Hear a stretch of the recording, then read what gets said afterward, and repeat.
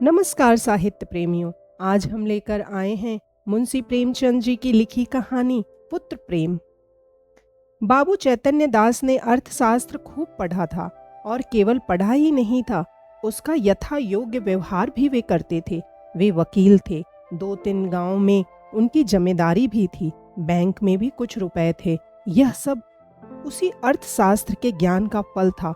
जब कोई खर्च सामने आता तब उनके मन में स्वभावतः प्रश्न होता था, इससे स्वयं मेरा उपकार होगा या किसी अन्य पुरुष का। यदि दो में से किसी का कुछ भी उपकार न होता तो वे बड़ी निर्दयता से उस खर्च का गला दबा देते थे। व्यर्थ को वे विष के सामने समझते थे। अर्थशास्त्र के सिद्धांत उनके जीवन स्तंभ हो गए थे। बाबू साहब के 2 पुत्र थे, बड़े का नाम प्रभुदास था और छोटे का शिवदास। दोनों कॉलेज में पढ़ते थे। उनमें केवल एक श्रेणी का अंतर था। दोनों ही चतुर होनहार युवक थे, किंतु प्रभुदास पर पिता का स्नेह अधिक था। उसमें सदुत्साह की मात्रा अधिक थी और पिता को उसकी जात से बड़ी बड़ी आशाएं थीं। वे उसे विद्योन्नति के लिए इंग्लैंड भेजना चाहते थे। उसे बैरिस्टर बनाना उनके जीवन की सबसे बड़ी अभिलाषा थी। किंतु कुछ ऐसा संयोग हुआ कि प्रभुदास को बीए की परीक्षा के बाद ज्वर आने लगा। डॉक्टरों की दवा होने लगी। 1 मास तक नित्य डॉक्टर साहब आते रहे, पर ज्वर में कमी न हुई। दूसरे डॉक्टर का इलाज होने लगा, पर उससे भी कुछ लाभ न हुआ। प्रभुदास दिनों दिन क्षीण होता चला जाता था। उठने बैठने की शक्ति न थी। यहाँ तक कि परीक्षा में प्रथम श्रेणी में उत्तीर्ण होने का शुभ संवाद सुनकर भी उसके चेहरे पर हर्ष का कोई चिन्ह न दिखाई दिया।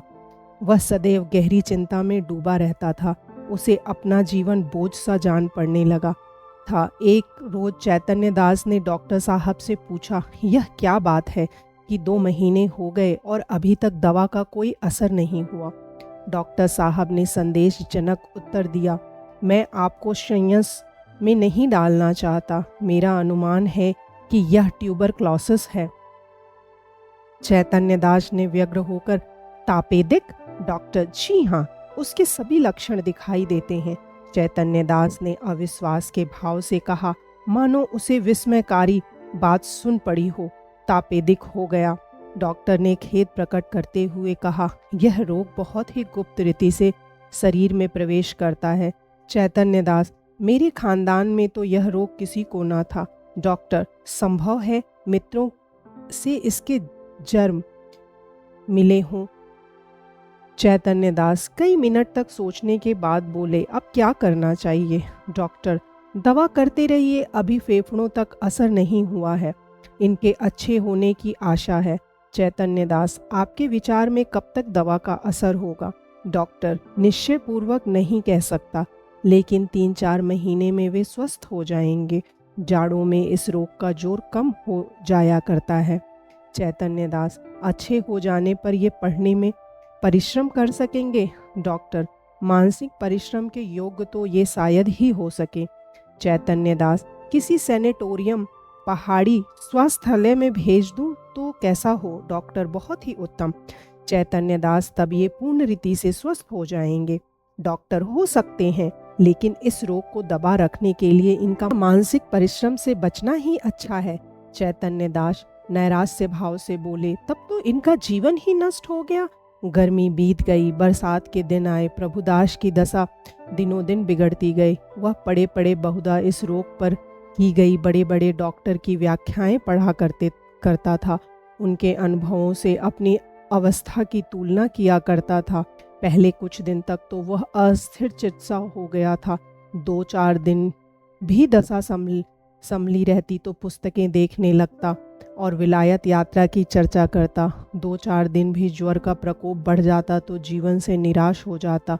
किंतु कई मास से पश्चात जब उसे विश्वास हो गया कि इस रोग से मुक्त होना कठिन है, तब उसने जीवन की भी चिंता छोड़ दी। पथ्यापथ्य का विचार न करता, घर वालों की निगाह बचाकर औषधियाँ जमीन पर गिरा देता, मित्रों के साथ बैठकर जी बहलाता। यदि कोई उससे स्वास्थ्य के विषय में कुछ पूछता तो चिढ़कर मुंह मोड़ लेता। उसके भावों में एक शांतिमय उदासीनता आ गई थी और बातों में एक दार्शनिक मर्मज्ञता पाई जाती थी। वह लोक रीति और सामाजिक प्रथाओं पर भी निर्भीकता से आलोचनाएं किया करता।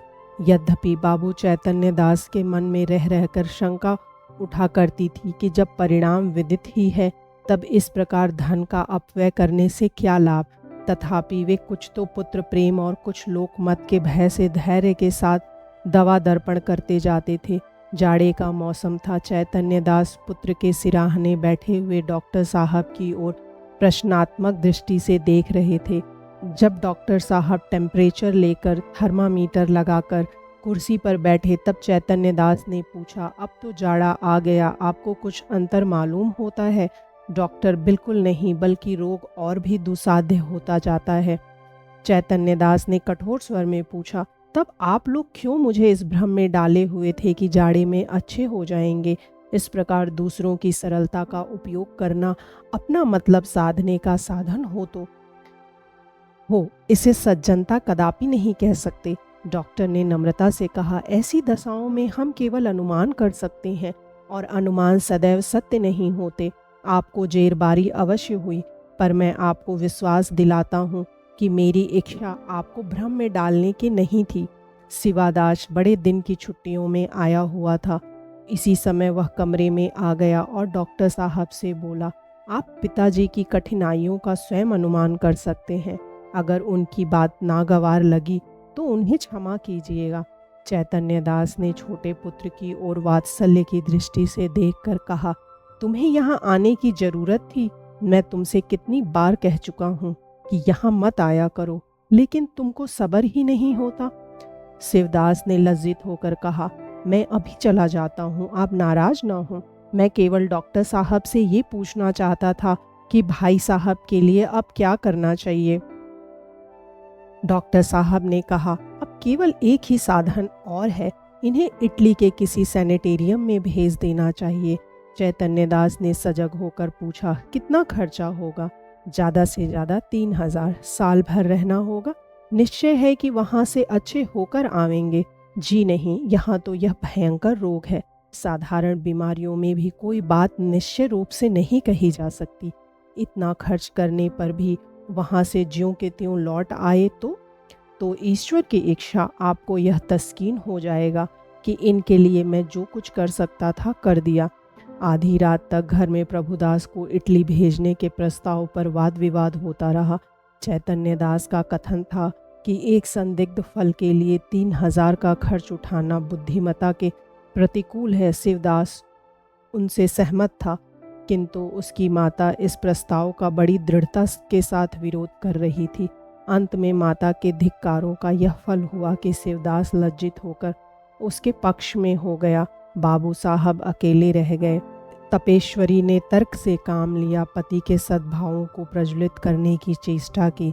धन की नश्वरता की लोकोक्तियां कहीं इन शास्त्रों से विजय लाभ न हुआ तो अश्रु वर्षा करने लगी। बाबू साहब जल बिंदुओं के इस प्रहार के सामने न ठहर सके। इन शब्दों में हार स्वीकार की, अच्छा भाई रो मत, जो कुछ कहती हो वही होगा। तपेश्वरी तो कब, रुपए हाथ में आने दो। तो यह क्यों नहीं कहते कि भेजना ही नहीं चाहते? भेजना चाहता हूँ, किंतु अभी हाथ खाली हैं। क्या तुम नहीं जानती? बैंक में तो रुपए हैं, जायदाद तो है। 2-3 हजार का प्रबंध करना ऐसा क्या कठिन है? चैतन्य दास ने पत्नी को ऐसी दृष्टि से देखा मानो उसे खा जाएंगे, और एक क्षण के बाद बोले, बिल्कुल बच्चों की सी बातें करती हो। इटली में कोई संजीवनी नहीं रखी हुई है जो तुरंत चमत्कार दिखाएगा। जब वहाँ भी केवल प्रारब्ध ही की परीक्षा करनी है तो सावधानी से कर लेंगे। पूर्व पुरुषों की संचित जायदाद और रखे हुए रुपए में अनिश्चित हित की आशा पर बलिदान नहीं कर सकता।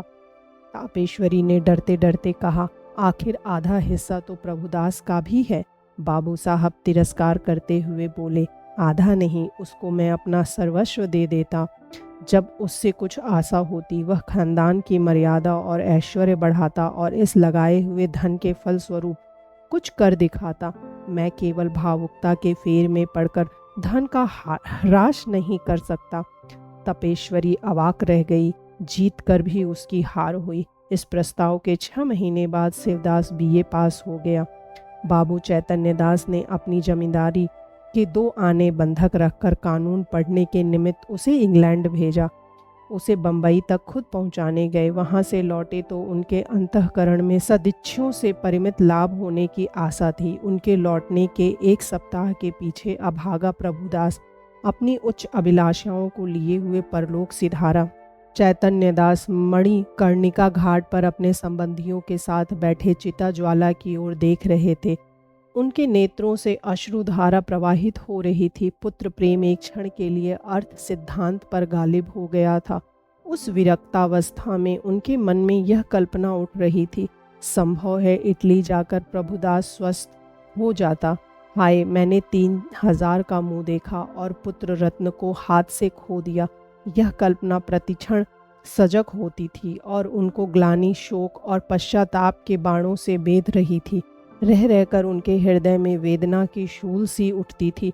उनके अंतर की ज्वाला उस चिता ज्वाला से कम दग्धकारिणी न थी।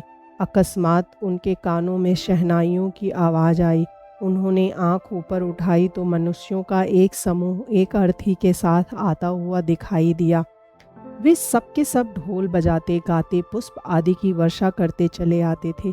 घाट पर पहुंचकर उन्होंने अर्थी उतारी और चिता बनाने लगे। उनमें से एक युवक आकर चैतन्य दास के पास खड़ा हो गया। बाबू साहब ने पूछा, किस मोहल्ले में रहते हो? युवक ने जवाब दिया, हमारा घर देहात में है, कल शाम को चले थे, ये हमारे बाप थे, हम लोग यहाँ कम आते हैं, पर दादा की अंतिम इच्छा थी कि हमें मणिकर्णिका घाट पर ले जाना।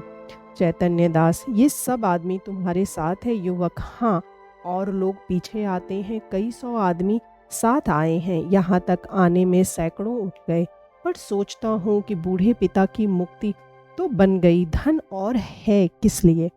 चैतन्य दास, उन्हें क्या बीमारी थी? युवक ने बड़ी सरलता से कहा, मानो वह अपने किसी निजी संबंधी से बात कर रहा हो। बीमारी का किसी को कुछ पता नहीं चला, हरदम ज्वर चढ़ा रहता था, सूख कर कांटा हो गए थे। चित्रकूट, हरिद्वार, प्रयाग सभी स्थानों में ले लेकर घूमे। वैद्यों ने जो कुछ कहा उसमें कोई कसर नहीं की। इतने में युवक का एक और साथी आ गया और बोला, साहब मुंह देखा, बात नहीं, नारायण लड़का, दे तो ऐसा दे। इसने रुपयों को ठीकरे समझा, घर की सारी पूंजी पिता की दवा दारू में स्वाहा कर दी, थोड़ी सी जमीन तक बेच दी, पर काल बलि के सामने आदमी का क्या बस है? युवक ने गदगद स्वर में कहा, भैया, रुपया पैसा हाथ का मैल है, कहाँ आता है कहाँ जाता है, मनुष्य नहीं मिलता। जिंदगानी है तो कमा खाऊंगा, पर मन में यह लालसा तो नहीं रह गई कि हाय, यह नहीं किया, उस वैद्य के पास नहीं गया, नहीं तो शायद बच जाते। हम तो कहते हैं कि कोई हमारा सारा घर द्वार लिखा ले, केवल दादा को एक बोल बुला दे। इसी माया मोह का नाम जिंदगानी है, नहीं तो इसमें क्या रखा है? धन से प्यारी जान, जान से प्यारा ईमान। बाबू साहब, आपसे सच कहता हूँ, अगर दादा के लिए अपने बस की कोई बात उठा रखता तो आज रोते न बनता।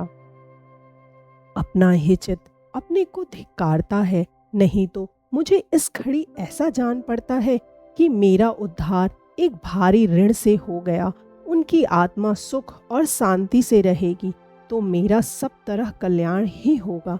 बाबू चैतन्य दास सिर झुकाए ये बातें सुन रहे थे। एक एक शब्द उनके हृदय में सूल के समान चुभता था। इस उदारता के प्रकाश में उन्हें अपनी हृदयहीनता, अपनी आत्मशून्यता, अपनी भौतिकता अत्यंत भयंकर दिखाई देती थी। उनके चित्त पर इस घटना का कितना प्रभाव पड़ा, यह इसी से अनुमान किया जा सकता है कि प्रभुदास के अंत्येष्टि संस्कार में उन्होंने हजारों रुपए खर्च कर डाले। उनके संतप्त हृदय की शांति के लिए अब एकमात्र यही उपाय रह गया था।